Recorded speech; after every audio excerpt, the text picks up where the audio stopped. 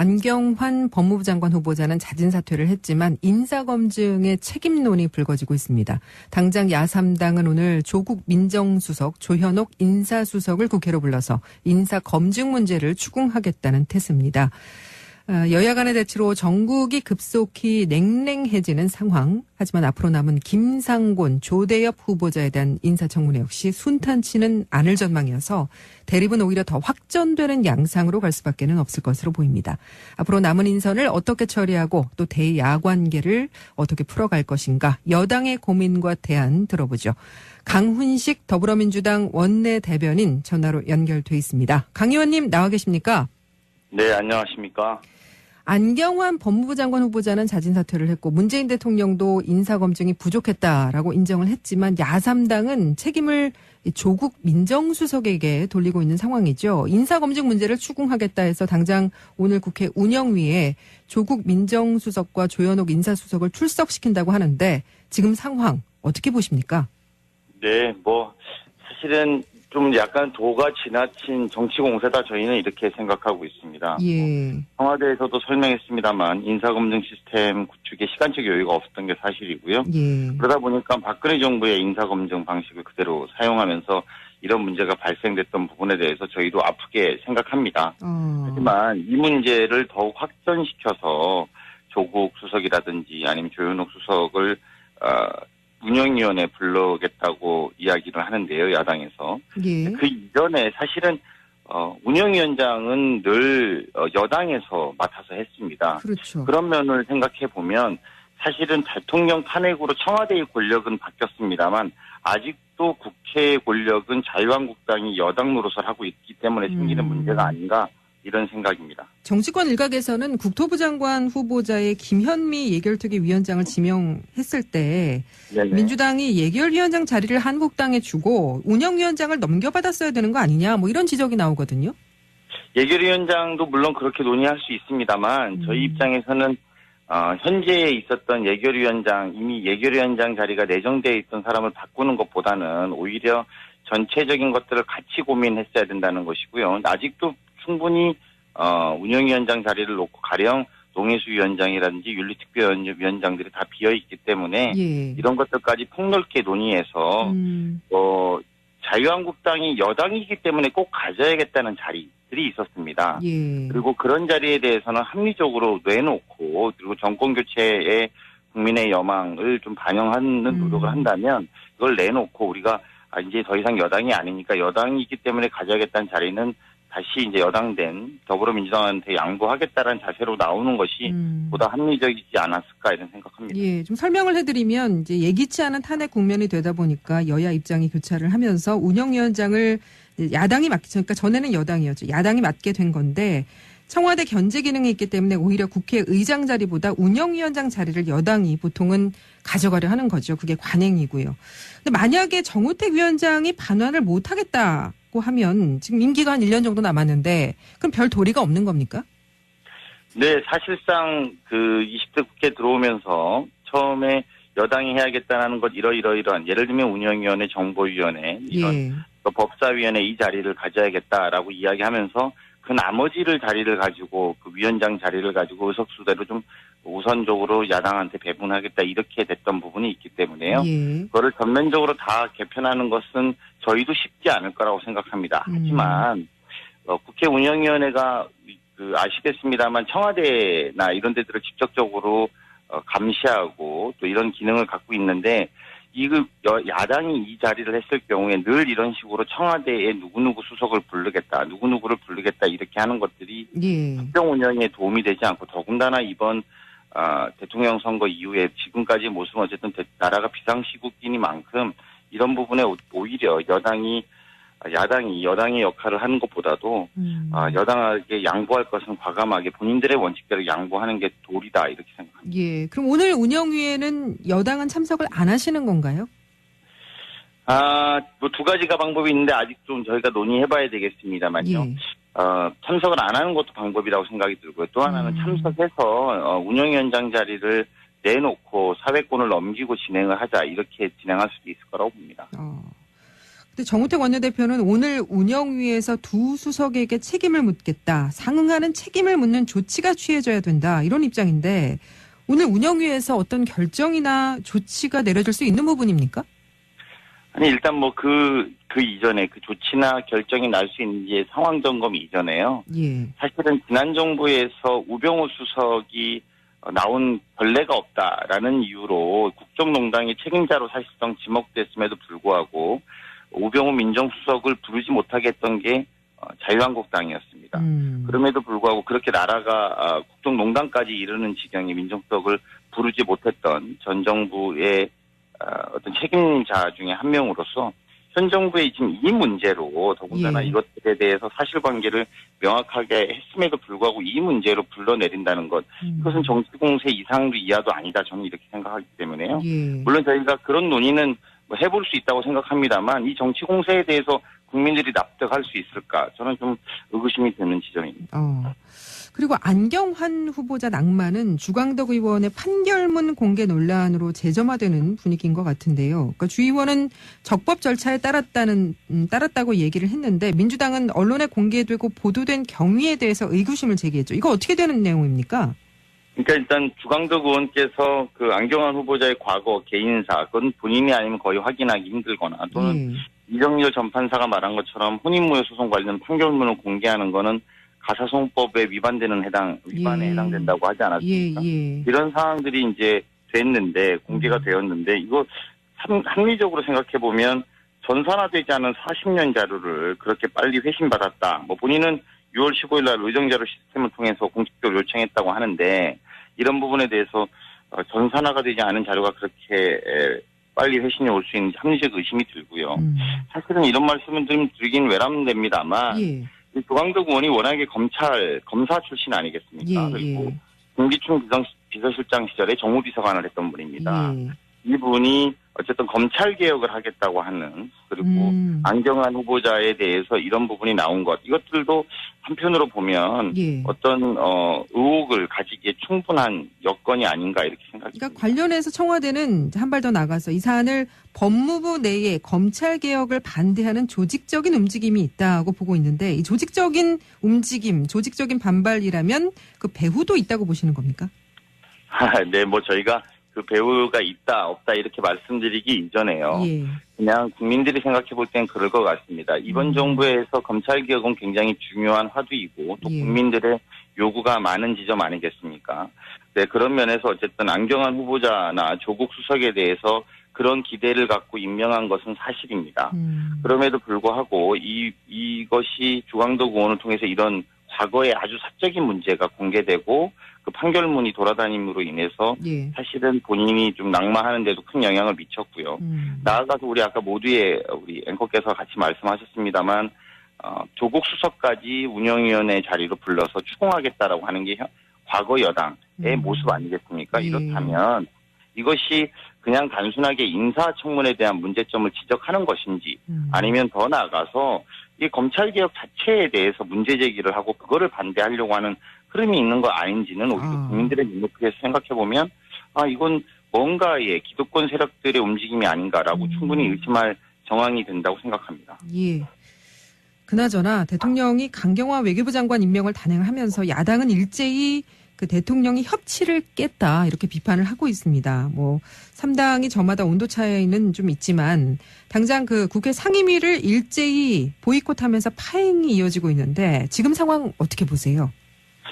네. 그 협치가 사실은 이번 새 정부 들어와서 가장 중요한 화두고요. 저희 여당의 입장에서도 협치를 위해서 정말 모든 노력을 아끼지 않고 있습니다.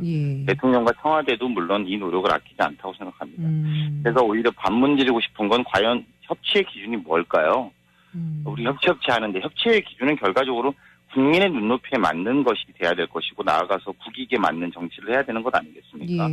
자신의 정당과 자신의 지지자를 향해서 하는 협치는 이루어질 수가 없습니다. 각자의 지지자들은 다르기 때문이죠. 그렇다면 보편적인 국민 눈높이에서 만들어야 되는데 이것들을 보편적 눈높이에서 강경화 외교부 장관 같은 경우에는 대다수 국민들이 동의하고 또 납득할 만하다라고 인정함에도 불구하고 이것을 그냥 임명하면 우리는 협치가 깨졌다. 이렇게 선제해놓고 그리고 임명됐으니 우리는 이제 협치를 깨겠다. 보이콧하겠다라는 이분법적인 논리로는 예. 정말로 국민 눈높이에 맞는 협치는 불가능하다 이렇게 답변드립니다. 근데 지금 보면 그 청와대와 여당이 이제 협치를 요구하면서 과연 협치를 위한 노력을 하고 있느냐.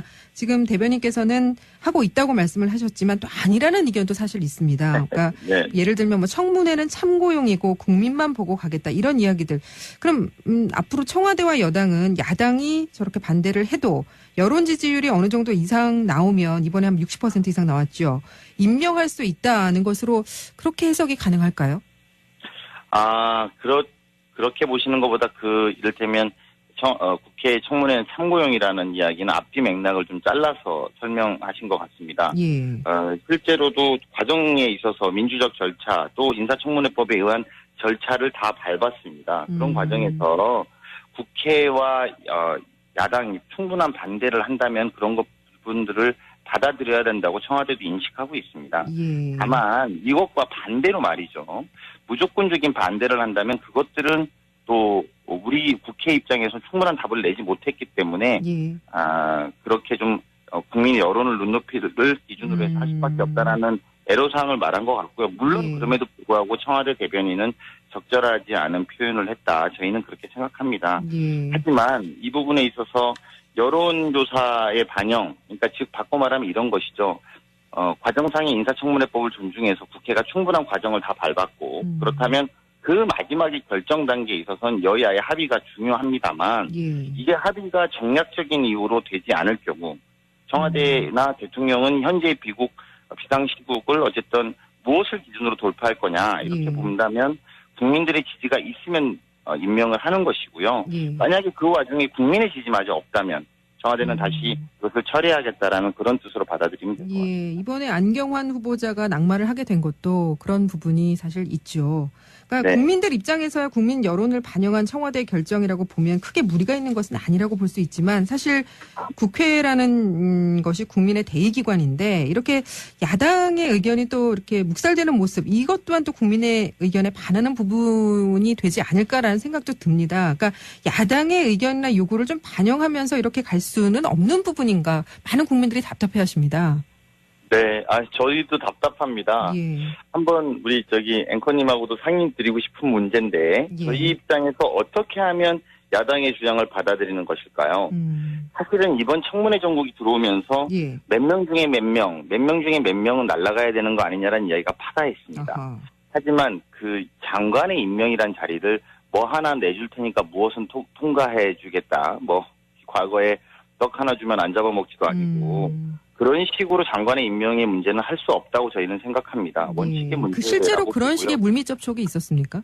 아니 지금도 이런 말씀 본인들은 부정하고 계시지만 야당 측에서는 인사청문회가 추가 경정 예산안과 연계되어 있지 않습니까? 예. 그리고 정부조직법도 합조 못하겠다는 것 아니겠습니까? 인사청문회는 인사청문회로 가야 됩니다. 더군다나 인사청문회, 강경화 청문회는 강경화 청문회대로, 예. 김현미 청문회는 김현미 청문회대로 가야지.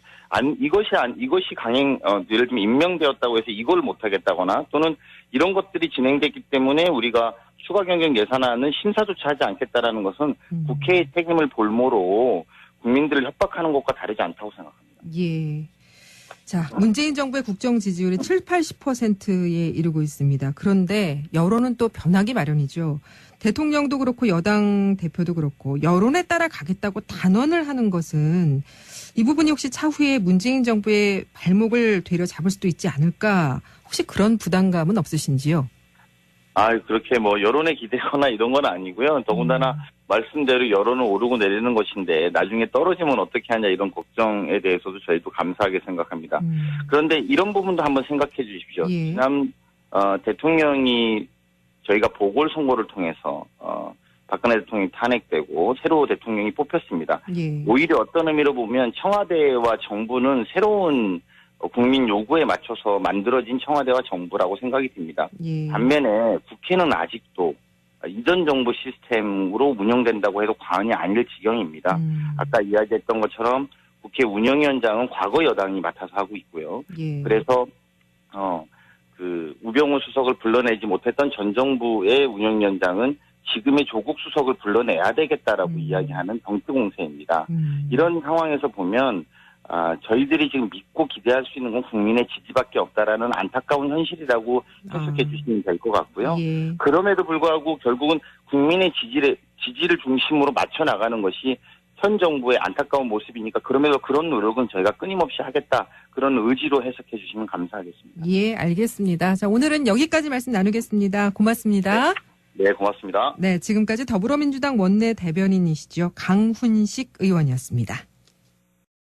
가지고 그 위원장 자리를 가지고 의석수대로 좀 우선적으로 야당한테 배분하겠다 이렇게 됐던 부분이 있기 때문에요. 예. 그거를 전면적으로 다 개편하는 것은 저희도 쉽지 않을 거라고 생각합니다. 하지만 국회 운영위원회가 아시겠습니다만 청와대나 이런 데들을 직접적으로 감시하고 또 이런 기능을 갖고 있는데 야당이 이 자리를 했을 경우에 늘 이런 식으로 청와대에 누구누구 수석을 부르겠다, 누구누구를 부르겠다 이렇게 하는 것들이 예. 국정 운영에 도움이 되지 않고 더군다나 이번 대통령 선거 이후에 지금까지 모습은 어쨌든 나라가 비상시국이니만큼 이런 부분에 오히려 야당이 여당의 역할을 하는 것보다도 여당에게 양보할 것은 과감하게 본인들의 원칙대로 양보하는 게 도리다 이렇게 생각합니다. 예. 그럼 오늘 운영위에는 여당은 참석을 안 하시는 건가요?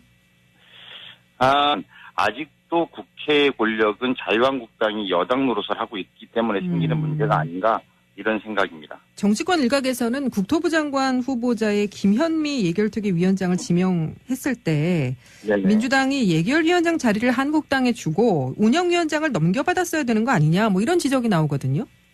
예결위원장도 물론 그렇게 논의할 수 있습니다만 저희 입장에서는 현재에 있었던 이미 예결위원장 자리가 내정되어 있던 사람을 바꾸는 것보다는 오히려 전체적인 것들을 같이 고민했어야 된다는 것이고요. 아직도 충분히 운영위원장 자리를 놓고 가령 농해수 위원장이라든지 윤리특별위원장들이 다 비어있기 때문에 예. 이런 것들까지 폭넓게 논의해서 자유한국당이 여당이기 때문에 꼭 가져야겠다는 자리들이 있었습니다. 예. 그리고 그런 자리에 대해서는 합리적으로 내놓고 그리고 정권교체 밀리고 있는 상황이죠. 인사검증 문제를 추궁하겠다 해서 당장 오늘 국회 운영위에 조국 민정수석과 조현옥 인사수석을 출석시킨다고 하는데 지금 상황 어떻게 보십니까?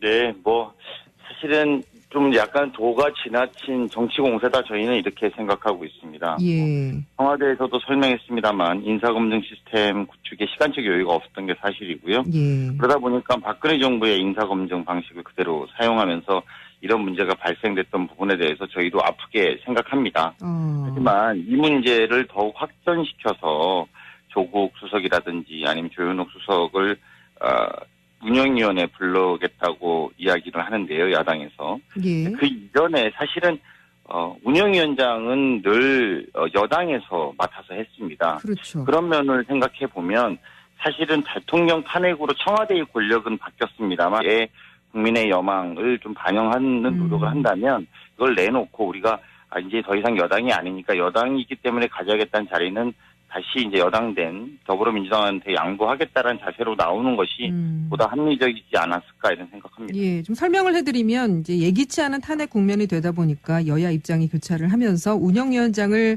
야당이 그러니까 전에는 여당이었죠. 야당이 맡게 된 건데 청와대 견제 기능이 있기 때문에 오히려 국회의장 자리보다 운영위원장 자리를 여당이 보통은 가져가려 하는 거죠. 그게 관행이고요. 근데 만약에 정우택 위원장이 반환을 못하겠다고 하면 지금 임기가 한 1년 정도 남았는데 그럼 별 도리가 없는 겁니까? 네, 사실상 20대 국회 들어오면서 처음에 여당이 해야겠다는 것 이러이러한 예를 들면 운영위원회, 정보위원회 이런 법사위원회 이 자리를 가져야겠다라고 이야기하면서 그 나머지를 자리를 안경환 법무부 장관 후보자는 자진 사퇴를 했지만 인사검증의 책임론이 불거지고 있습니다. 당장 야3당은 오늘 조국 민정수석, 조현옥 인사수석을 국회로 불러서 인사검증 문제를 추궁하겠다는 태세입니다. 여야 간의 대치로 전국이 급속히 냉랭해지는 상황. 하지만 앞으로 남은 김상곤, 조대엽 후보자에 대한 인사청문회 역시 순탄치는 않을 전망이어서 대립은 오히려 더 확전되는 양상으로 갈 수밖에는 없을 것으로 보입니다. 앞으로 남은 인선을 어떻게 처리하고 또 대야관계를 어떻게 풀어갈 것인가. 여당의 고민과 대안 들어보죠. 강훈식 더불어민주당 원내대변인 전화로 연결돼 있습니다. 강 의원님 나와 계십니까? 네, 안녕하십니까. 안경환 법무부 장관 후보자는 자진 사퇴를 했고 문재인 대통령도 인사검증이 부족했다라고 인정을 했지만 야3당은 책임을 조국 민정수석에게